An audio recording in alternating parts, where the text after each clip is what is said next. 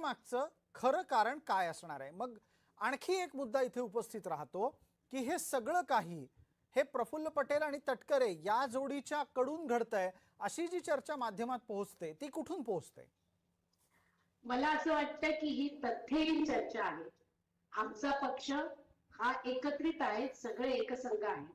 आजच प्रदेशाध्यक्ष म्हणून सुनील तटकरे साहेबांनी या संदर्भामध्ये आपली स्पष्ट भूमिका मांडली आहे. ती पक्षाच्या वतीनं प्रदेशाध्यक्ष म्हणून प्रदेश कार्यालयातनं मांडलेली भूमिका आहे.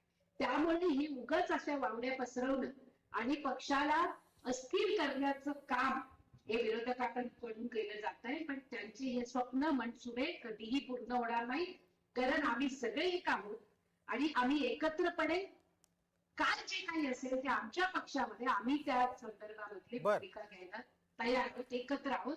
आणि आपण आता अगदी बोलताना पटकन असं म्हणालात, आत्ताच्या घडीला आपण असं अगदी पटकन म्हणून गेलात की जे काही घडतंय ते विरोधकांकडून घडतंय. मग आपल्याला हे सांगावं लागेल की असे कोण विरोधक आहेत की जे राष्ट्रवादीच्या बाबतीतल्या या बातम्या पसरवतात? ते पक्षा अंतर्गत आहेत की पक्षाच्या बाहेरचे आहेत?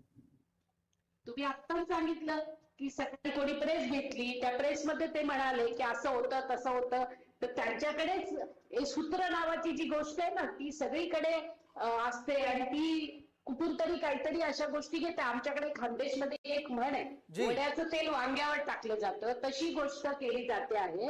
आता आम्हाला काही हे वाटत नाहीये, जे आरोप करतायत महाविकास आघाडी त्यांची आघाडीची बिघाडी किती होते ते त्यांनी बघावं. ते सोडून ते आमच्या पक्षामध्ये का सारखे ढवळाढवळ करतायत? आम्ही समर्थ आहोत आमच्या पक्षाला सांभाळायला, उभं करायला.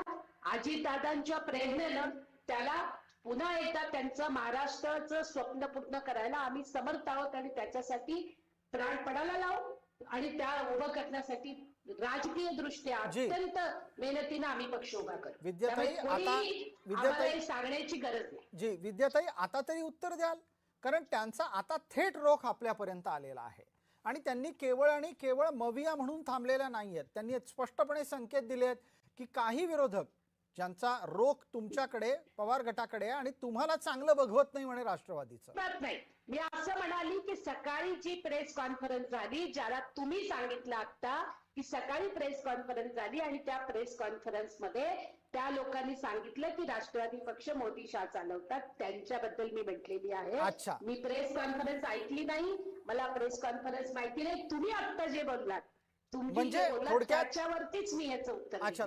थोडक्यात तुमचा आक्षेप संजय राऊतांविषयी दिसतोय. तुम्हाला नाव नाही घ्यायचंय पण मला